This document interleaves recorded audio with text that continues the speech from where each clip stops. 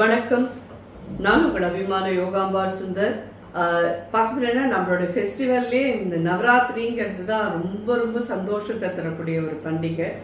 தீபாவளிலாம் இருக்கும், ஆனால் தீபாவளிக்கெலாம் அப்படியே ஒரு அக்கம் பக்கத்தில் இருக்கிறவா இல்லை ஃபேமிலிக்குள்ள அப்படி தான் என்ஜாய் பண்ணுவோம். நவராத்திரிங்கிறது வந்து நிறைய பேராத்துக்கு போவோம், நிறைய பேரை பார்ப்போம். ஸோ ஒருத்தரோட ஒருத்தர் நல்லா மனசு விட்டு சந்தோஷமாக பேசி சிரித்து அதெல்லாம் பண்ணுறதை தவிர தேவியோட பூஜையை விதவிதமாக எல்லா ராத்துலேயும் பார்ப்போம். எப்படிலாம் கொலு வச்சுருக்காங்கிறத நம்ம பார்த்து சந்தோஷப்படுவோம்.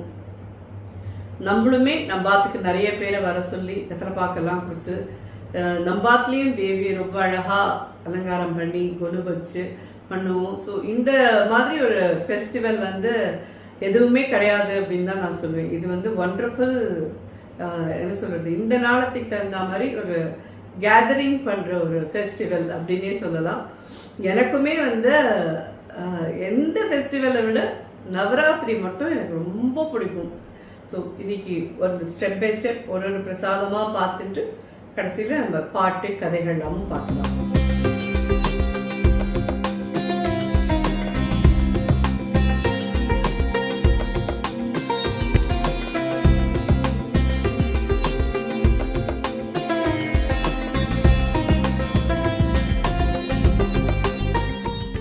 இன்னைக்கு என்ன அன்னப்பிரசாதம்னு சொல்லி கேட்டேன்னா வெண்பொங்கல், அதுக்கப்புறமா பாயசம் என்னன்னு கேட்டேன்னா கடலைப்பருப்பு பாயசம், சுண்டல் என்னன்னு கேட்டேன்னா கொண்டக்கடலை, வெள்ளை கொண்டக்கடலை இருக்கு இல்லையா, அதை வச்சு சுண்டல். ஸோ வரிசையாக இதெல்லாம் பண்ணலாம். இது வந்து கடலைப்பருப்பு ஒரு கப்பு எடுத்து நல்லா ஒரு வேக வச்சு ஒரு 7-8 விசிலுக்கு மேலே கொடுத்துருக்கேன். பார்த்தெல்லாம் மசிஞ்சு போயிடணும், அந்த லெவலுக்கு நல்லா இதை பண்ணிவிட்டு மிக்சியில் போட்டு அரைச்சிடலாம். கொஞ்சம் அரைக்காமல் எடுத்து வச்சுருக்கேன், பாயசத்தில் அப்படியே ஆட் பண்ணுறேன். இது கடலைப்பருப்பு எவ்வளோ எடுத்துனோ அதுலேருந்து 2 பங்கு வெல்லம் எடுத்துக்கலாம். இந்த கப்பில் 1/2 கப் கடலைப்பருப்பு எடுத்துருந்தேன். ஸோ இந்த கப்பில் 1 கப்பு வெல்லம் எடுத்துருக்கேன். இது நல்லா கரையட்டும் போகிறோம். கரைஞ்சதுக்கு அப்புறமா கடலைப்பருப்பு அரைச்சுன்னு இல்லையா, அதோட இதை கலந்து ஒன்றா கொதிக்க விடலாம். ஸோ இதில் வந்து நான் தேங்காய் பால் விட போகிறேன். தேங்காய் பால் வேண்டாம் அப்படிங்கிறவா வந்து நீங்கள் நல்லா ஆறினத்துக்கு அப்புறமா காய்ச்சி ஆற வச்ச பாலே 1 டம்ளர் விட்டு சுவாமிகிட்ட நைவேத்தியத்துக்கு வைங்கோ. தேங்காய் பால் விட்டேன்னா அது கொஞ்சம் டிஃப்ரெண்ட்டான டேஸ்ட்டில் இருக்கும். உங்கள் சௌகரியம் போல் நீங்கள் பார்த்து எது உங்களுக்கு தேங்காய் பால் வேணுமா வெறும்பால் வேணுமான்றது பார்த்து நீங்கள் யூஸ் பண்ணுறீங்க. ஸோ இது நல்லா கரையட்டும் பார்க்கலாம். கடலைப்பருப்பு நல்லா அரைச்சாச்சு. ஸோ இதை அடுப்பில் ஏற்றிக்கலாம்.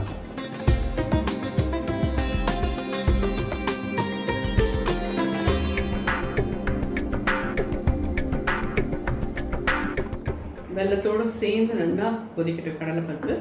இது கொதிக்கிறதுக்குள்ள ஒரு சின்ன தகவல்கள்லாம் பார்க்கலாம்.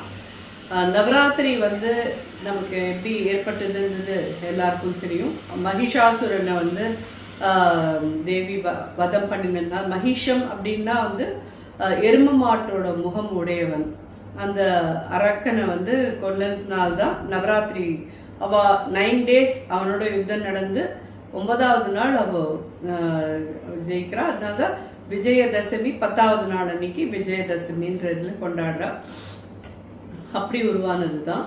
ஸோ இதில் வந்து ரொம்ப விசேஷமாக பார்க்க போனேன்னா துர்கா, லக்ஷ்மி, சரஸ்வதி. நமக்கு வந்து 4 நவராத்திரி இருக்குன்றது நான் முன்னாடியே நிறைய வீடியோவில் சொல்லியிருக்கேன். இது சாரதா நவராத்திரின்னு சொல்லுவா. இதை நமக்கு துர்கா, லக்ஷ்மி, சரஸ்வதி 3 பேரையுமே இதில் வர்ஷிப் பண்ணுற நவராத்திரி இதுதான் மெயினாக.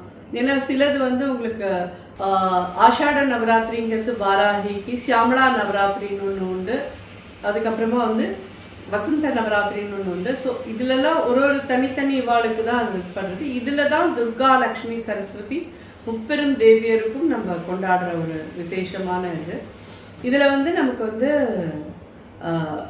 ஆரம்பத்துலேருந்து இது பண்ணி பார்க்கணுன்னா, நான் வந்து இன்னைக்கு என்ன உங்களுக்கு தகவல் சொல்கிறதுக்கு வரேன் அப்படின்னு சொன்னேன்னா, சக்தியோட பீட்டங்கள் வந்து 101 சக்தி பீட்டம் இருக்குன்னு சொல்லி எல்லாரும் கேள்விப்பட்டிருப்பேன். அதாவது அதோட கதை தாற்பயமும் உங்களுக்கு தெரியும். அதாவது தாக்ஷாயினி வந்து அவள் அப்பா தக்ஷன் பண்ணுற யாகத்துக்கு போகணும்னு கூப்பிடுவோம். அப்போது சிவபெருமான் வந்து என்னை கூப்பிடவே இல்லை, நான் எதுக்கு போகணும், மாப்பிள்ளையா இருந்து என்னை கூப்பிடணும் இல்லையா, நான் கூப்பிடாம போது நான் எப்படி போவேன்னு சொல்லுவேன். இல்லை நான் எனக்கு எங்கள் அப்பா பண்ணுறதுக்கு நான் போகணும்னு ஆசையாக இருக்குன்னா சரி நீ போ, ஆனால் வந்து திருப்பி இங்கே என்கிட்ட இது சொல்லிட்டு வரக்கூடாது அப்படின்னு சொல்லி அனுப்பிடுவார். அங்கே போனால் தக்ஷன் வந்து இவளை அவமானப்படுத்துவார். உன்னோட புருஷன் இந்த மாதிரி, நீ எதுக்கு இங்கே வந்த, நான் அவங்க என்னோட புருஷனை நீங்கள் கொடுக்க வேண்டிய அரிசி பாகத்தை கொடுத்து அவருக்கு கூப்பிடுங்க அப்படின்னு, அவனை கூப்பிட முடியாது அப்படின்னு சொல்லி அவமானப்படுத்துவார். அந்த இதோடையே வந்து நான் அவரோட யாகம்லாம் அழியட்டும் அப்படின்னு சொல்லி அவருக்கு சபிச்சுட்டு வந்துடுவோம். வந்துட்டு இங்கே வந்தால் இவர் வந்து நீ எதுக்கு வந்த, ஏன் வந்த, நான் அவனை போகாத அவமானப்படுவேன்னு சொல்லி நான் சொன்னேன், நீ இப்போ என்ன சொல் பேச்சு கேட்காம போனேன் அப்படின்னு சொல்லி இவர் கோச்சுப்பார். 2 பேருக்கும் வாக்குவாதம் நடக்கும். அப்போது ஒரு ஸ்டேஜுக்கு அப்புறமா வந்து நான் இல்லைன்னா நீங்கள் இல்லவே இல்லைன்ற மாதிரி ரொம்ப ஆக்ரோஷமாக அம்பாள் பேசுவோம். அப்போது இவாளுக்கு வந்து என்ன பண்ணிடுவோம், அம்பாள் வந்து தீ குளிச்சுடுவோம் ஒரு இதில். அப்போது அதுக்கப்புறமா சிவன் வந்து அவளுடைய உடலை வச்சுட்டு ரொம்ப ருத்ர தாண்டவம் ஆடி சுற்றிட்டு இருப்பார். இது பொறுக்காமல் மகாவிஷ்ணு வந்து தன் கையில் இருந்த சக்கரத்தினால அவளுடைய உடல் பாகங்கள் எல்லாத்தையும் வெட்டி இது பண்ணுவார். அவரோட கோவத்தையும் தணிக்கணும், அட் த சேம் டைம் அவர் சாந்தமாகி அவர் நார்மல் சீக்கு வரணும் அப்படின்றதுக்கோசரம் அந்த மாதிரி பண்ணுவார். அந்த அம்பாள் சதி தேவியோட உடல் பாகங்கள் 101 இடத்துல விழுந்ததா எல்லாரும் சொல்லுவா. நம்மளுக்கு இன்னும் கண்டுபிடிச்சிருக்கிறதுன்னு பார்த்தேன்னா ரொம்ப கம்மியான ஒரு இதுதான். அந்த இதில் வந்து அதுலேயுமே ஆதிசங்கரர் என்ன சொல்லியிருக்கார் அப்படின்னு சொல்லி கேட்டேன்னா 18 இது வந்து ரொம்ப முக்கியமான ஒரு ஸ்தலமாக அவர் சொல்லியிருக்கார். 18 அந்த அதாவது அதை 101லேருந்து அது 51 இடம் தான் நம்ம கண்டுபிடிச்சிருக்கோம், நம்ம பார்க்குற மாதிரி இருக்கிறது அப்படின்னு சொல்லி எல்லாரும் சொல்கிறா. அதுலேயும் 18 தான் ஆதிசங்கரர் வந்து உங்களுக்கு ரொம்ப விசேஷமாக சொல்கிறார். அந்த இதில் நீங்கள் முதல்ல என்னன்னு கேட்டீங்கன்னா ஸ்ரீலங்காவில் இருக்கிற ஸ்ரீசங்கரி அப்படின்ற அம்பாள் தான் முதல் அம்பாள். அவள் எங்கே இருக்கா அப்படின்னு சொல்லி கேட்டேன்னா திருக்கோணமலை இருக்கு இல்லையா ஸ்ரீலங்காவில், அதில் அவளுடைய இடுப்பு பாகம் விழுந்த இடம் அது. ஸோ இப்போ அந்த கோவில் இருக்கா அப்படின்னு சொல்லி கேட்டேன்னா இப்போ தான் வந்து அந்த கோவிலை திருப்பி இது பண்ணி கட்டின்னு இருக்கா. நடுப்புற என்னாச்சுன்னு சொல்லி கேட்டேன்னா அதாவது ஒரு கதையே இதில் இருக்கு. ராமாயண கதை பிரகாரம் ராவணன் வந்து சீத்தையை தூக்கிண்டு அங்கே வந்திருக்கிறதே அந்த அம்பாள் போய் அவள்கிட்ட சொல்கிறான், நீ பொண்ணுடைய பாவம் இது பண்ணாத, நீ அவளை கொண்டு போய் ராமன்கிட்ட ஒப்படைச்சிட்டு வந்துடும், நீ வந்து இல்லைன்னா இந்த நாட்டோட இது வந்து அழிஞ்சு போயிடும், நான் இங்கே இருக்கிறேன்னா அது இதில் வந்து ஒரு பெண்ணுக்கான அநீதி நடக்கிறதுக்கு நான் விட மாட்டேன் அப்படின்னு சொல்லி அம்பாள் ரொம்ப இதுவாக சொல்லுவிடும். அதையும் மீறி ராவணன் வந்து அதை கேட்க முடியாது அப்படின்னு, நீ கேட்க மாட்டேன் அப்படின்னா நான் இங்கேருந்து போயிடுவேன், நான் வந்து இங்கே திருக்கோணமலையில் இருக்க மாட்டேன், நான் கிளம்பிடுவேன் அப்படின்ட்டுவாளாம். ஆனால் அதையும் மிஞ்சி நீ போனேன்னா போ அப்படின்ட்டுதான். அதெல்லாம் அவளோட விதி. ஸோ அதனால அம்பாள் அங்கேருந்து கிளம்பிட்டா. அதுக்கப்புறமா திருப்பியும் அவளுக்கான கோவிலும் எல்லாம் சிதலமடைஞ்சு போயிடுது. இது நடந்தது வந்து திரேதாயுகம், அப்புறம் துவாபர யுகம் வந்திருக்கு. இப்போ கலியுகம்ல வந்து இப்போதான் லேட்டஸ்டாக வந்து அங்கே அம்பாளுக்கு திருப்பி கோவில் கட்டின்னு இருக்கா அப்படின்னு சொல்லி சொல்கிறா. ரொம்ப விசேஷமான ஒரு கோவில். ஸோ இதில் வந்து நமக்கு எத்தனை பேருக்கு ஸ்ரீலங்கா போக முடியுமோ அங்கே போனேன்னா அங்கே வந்து அசோகவனமும் இருக்குது, சீத்தை இருந்த அந்த இடமும் இருக்கான். அதே மாதிரி இந்த அம்பாளோட ஸ்ரீசங்கரியோட கோவிலும் இருக்குது. ஸோ யாரெல்லாம் முடியுமோ போனேன்னா இந்த நவராத்திரி நாளில் ஸ்ரீசங்கரி அம்பாளை பற்றி தெரிஞ்சுன்றது ரொம்ப விசேஷமான ஒரு இது.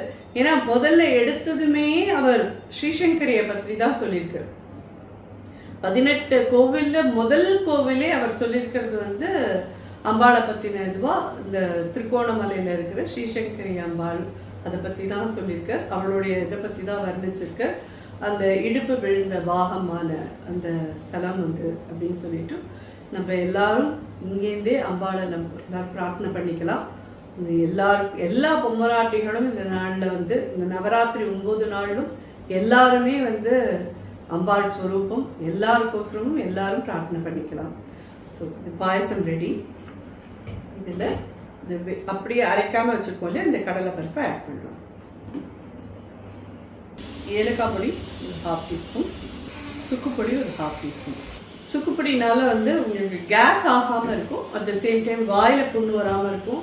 ஏன்னா வெல்லம் அதனால வாயில் புண்ணு வரலாம், அதுக்கோசரமும். அண்ட் கேஸ் ஆகாமல் இருக்கும். கடலைப்பருப்பு வந்து நிறைய பேருக்கு கேஸ் ஆகும். அதனால ஏலக்காய் பொடி 1/2 டீஸ்பூன், சுக்குப்பொடி 1/2 டீஸ்பூன் கொடுக்கணும். இது கடையில் கிடைக்கிற தேங்காய் பால் தான். இது அப்படியே வாங்கிட்டு ஒரு டப்பா இதை அப்படியே இதில் ஆட் பண்ணுறேன். தேங்காய் பால் விட்டதுக்கப்புறம் ரொம்ப நாளைக்கு கொதிக்கணும்னு அவசியம் இல்லை. உங்களுக்கு ஆற்றுல புழிஞ்சு எடுத்து பண்ண முடியும்னா தாராளமாக நீங்கள் இந்த மாதிரி ஒரு அரை முடிக்கிட்ட நல்லா முத்த தேங்காயாக பெரியக்காய் அரை முடி நல்லா திருகி தேங்காய் பால் நல்லா ஒரு ஃபஸ்ட்டு செகண்டு மட்டும் எடுத்து இதில் விட்டுடலாம். ஸோ பாயசம் இது ரெடி. ஒரு கொதி வந்துடுத்து போகிறோம். அதுக்கு மேலே ரொம்ப கொதிக்க வேண்டாம். இது ஜஸ்ட் பார்த்தீங்கன்னா 1-2 கொதி வருது. இதோட போகிறோம். இதை வச்சுக்கலாம். ஒரு டீஸ்பூன் நெய் விட்டுருக்கேன். முந்திரி பருப்பு ஒரு 10. காத்தால வேலையிலேயே நான் வந்து நீங்கள் என்ன சாதம் பண்ணுறீங்களோ அதுவும் பாயசமும் காலை வேளையில் பண்ணி நைவேத்தியம் பண்ணிடுவோம். சுண்டல் மட்டும் சாயங்காலம் பண்ணி நைவேத்தியம் பண்ணிட்டோம். தினம் படிக்கு நம்ம வந்து நிச்சயமாக அம்பாள்கிட்ட ஒரு டம்ளர் பால் வச்சு 2 சக்கரை போட்டு ஏலக்காய் பொடி போட்டு வச்சு சுண்டலோட கூட வச்சு நைவேத்தியம் பண்ணுவோம். வெத்தலை பாக்கு வச்சேன்னா ரொம்ப விசேஷம். டெய்லி வெத்தலை பாக்கு வச்சா இங்கே யாரும் எடுத்துக்கிறதுக்கு இல்லை மாமி அப்படின்னா அட்லீஸ்ட் பால் சுண்டல் மட்டுமாவது வச்சு நைவேத்தியம் பண்ணுவோம். இது நல்லா பொரிஞ்செடுத்து ஆட் பண்ணுவோம்.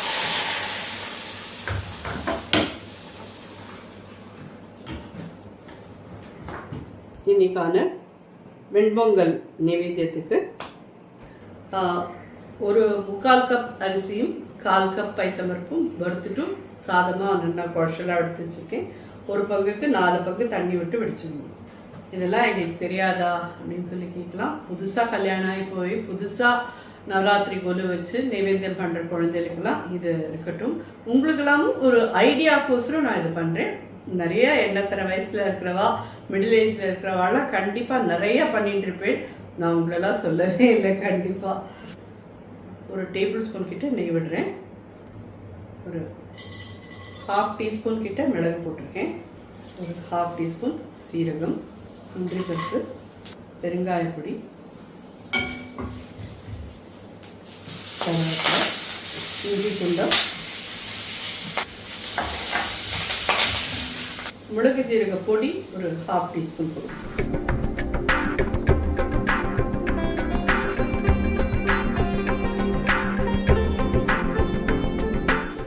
வெண்பொங்கலுக்கு தேவையான உப்பு.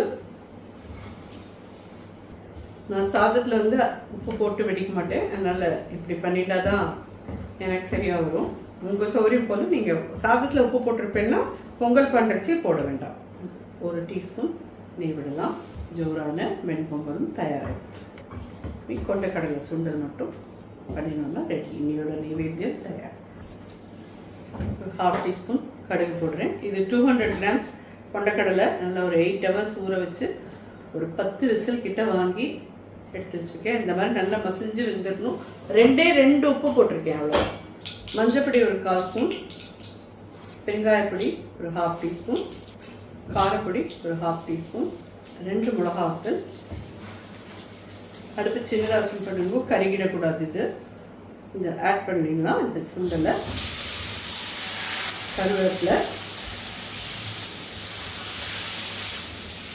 இந்த காரப்பொடி போட்டு இப்படி பண்ணுறேன்னா பண்ணிக்கோங்க. அப்படி இல்லையா நீங்கள் இன்னொரு விதமாகவும் இந்த சுண்டலை பண்ணிக்கலாம். எப்படின்னு சொல்லி கேட்டீங்கன்னா கொத்தமல்லி வர கடலைப்பருப்பு, மிளகா வத்தல் இதை மட்டும் நல்லா செவக்க வறுத்துட்டு பொடி பண்ணி வச்சு தான் கரக்கரன்னு ரவை மாதிரி பொடி பண்ணி வச்சுட்டு அந்த பொடியை இதில் போட்டு நீங்கள் பண்ணிக்கலாம். ஸோ இந்த சுண்டலுக்கு தேவையான உப்பு நான் இதில் ஒரு கொஞ்சம் 1/4 டீஸ்பூன் தான் போட்டிருக்கேன். ஸோ அதனால் ஒரு 3/4 டீஸ்பூன் கிட்ட நான் இதில் போட்டேன்.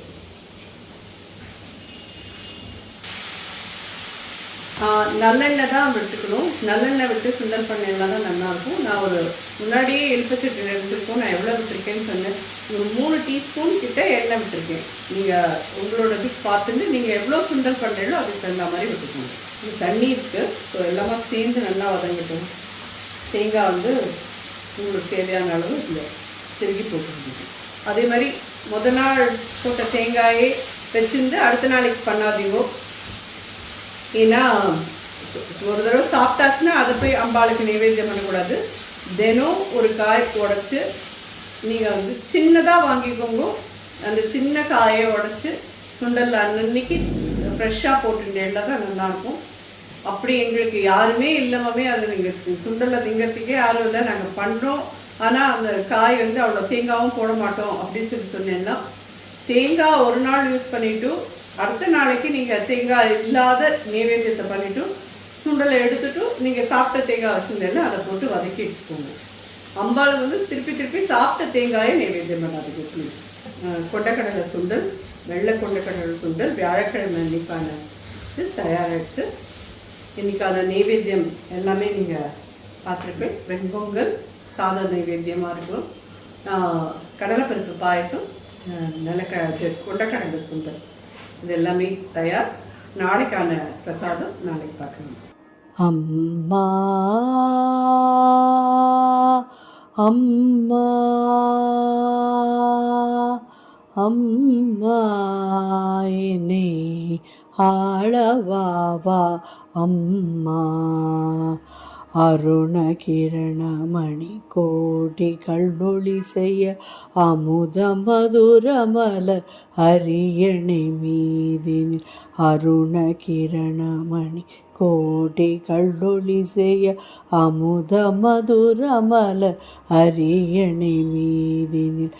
அகிலம் முழுதும் கொலுவீற்றிருந்த அருள் தரும், அகிலம் முழுதும் கொலுவீற்றிருந்த அருள் தரும் ஆதி தேவியே அம்மா. நான் அடிமையல்லவோ அம்மா, என்னை ஆளவாவா அம்மா, என்னை ஆளவாவா அம்மா. அம்மா அம்மா அம்மா என்னை ஆளவாவா அம்மா. கருணையின் பெருமையை என்னென்பேன், இந்த கடையன் எனக்கும் அருள் செய்தாய்.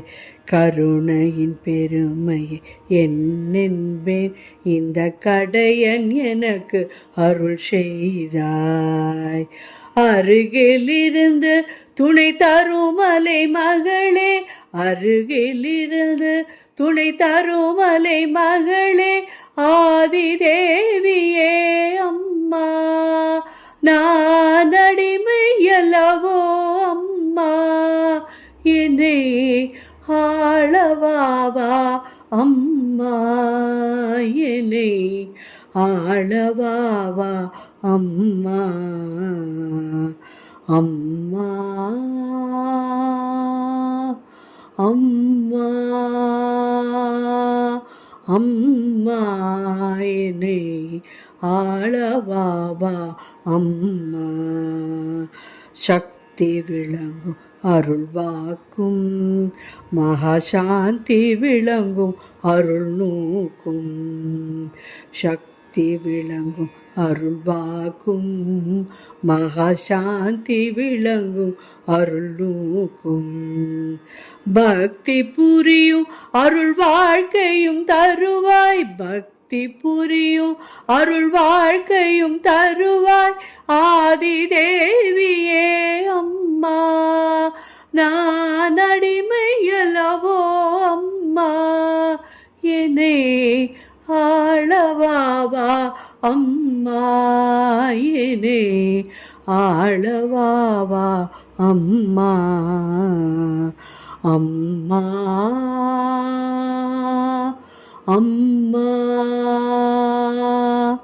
அம்மா என்னை ஆளவாவா அம்மா.